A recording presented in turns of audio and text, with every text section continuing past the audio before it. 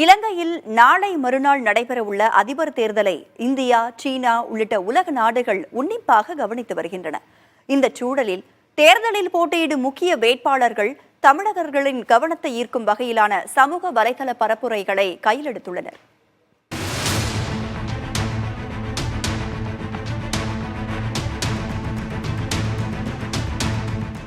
இலங்கை அதிபர் தேர்தலில் இதுவரை இல்லாத வகையில் 38 வேட்பாளர்கள் களத்தில் இருக்கின்றனர். வடக்கு, கிழக்கு மாகாணம், கொழும்பு என தமிழர்கள் 15% பேர் அந்நாட்டில் இருக்கின்றனர். இனவாதம் என்று இல்லாமல் அனைத்து தரப்பு வாக்குகளையும் சேகரிக்க வேட்பாளர்கள் ஆர்வம் காட்டுகின்றனர்.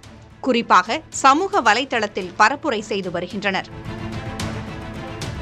தற்போதைய அதிபர் ரணில் விக்ரமசிங்கே சுயேட்சையாக போட்டியிடும் நிலையில் ரணிலால் இயலும் என்ற தமிழ் முழக்கமடங்கிய வாசகங்களை ஃபேஸ்புக் உள்ளிட்ட சமூக வலைதளங்களில் அவரது ஆதரவாளர்கள் பதிவிட்டுள்ளனர்.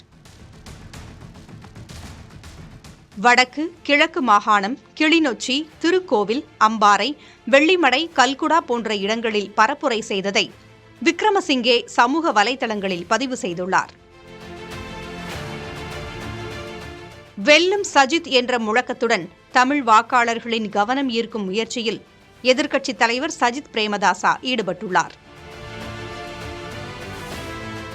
சமாதானம் மற்றும் சமத்துவத்தை ஏற்படுத்துவது, அரசு ஊழியர்களின் ஊதியம் உயர்த்தப்படும், நிலம் இல்லாதவர்களுக்கு வீடு வழங்குவது, வடக்கு மாகாணத்தில் முக்கிய தேவைகளுக்கு தீர்வு என தமிழில் அடுக்கடுக்காக வாக்குறுதிகள் அளிக்கப்பட்டுள்ளன. கிண்ணியா, கிளிநொச்சி, கல்குடா, வடக்கு மாகாணம், நிந்தவூர், பிண்டாரவளை, அக்கரைப்பற்று போன்ற இடங்களில் அவர் அதிகம் கவனம் செலுத்துகிறார். தேசிய மக்கள் கட்சி தலைவர் அனுரா குமார திசநாயக்க மிலாடி நபி வாழ்த்துக்களை தமிழில் பதிவு செய்துள்ளார்.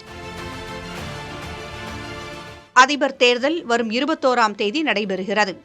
1,70,00,000 பேர் இந்த தேர்தலில் வாக்களிக்க தயாராக உள்ளனர். புதிய தலைமுறைக்காக கொழும்பிலிருந்து செய்தியாளர் ராஜ்குமார்.